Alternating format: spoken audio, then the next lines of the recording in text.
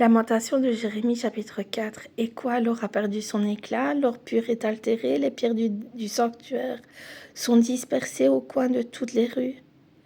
Les nobles fils de Sion, estimés à l'égal de l'or pur, sont regardés, hélas, comme des vases de terre, ouvrage des mains du potier.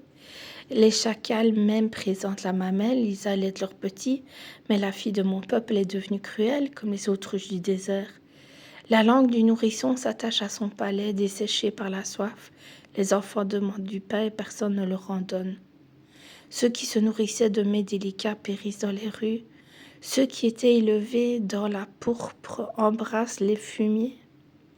Le châtiment de la fille de mon peuple est plus grand que celui de Sodome, détruite en un instant, sans que personne ait porté la main sur elle.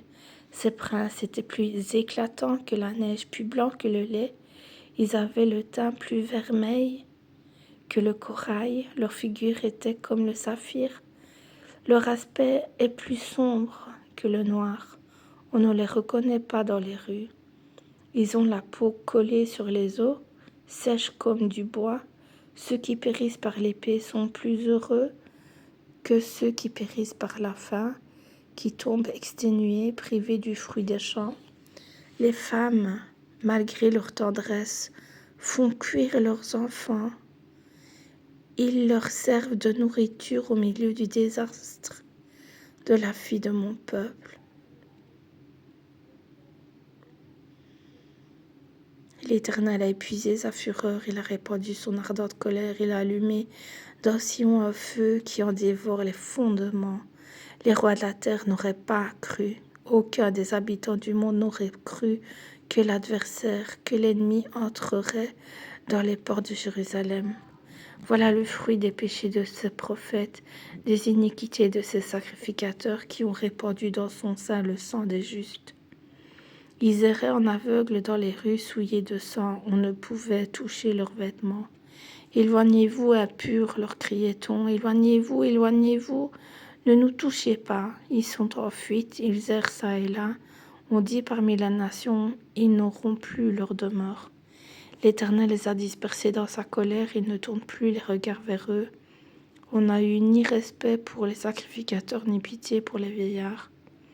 Nos yeux se consumaient encore, et nous attendions vainement du secours.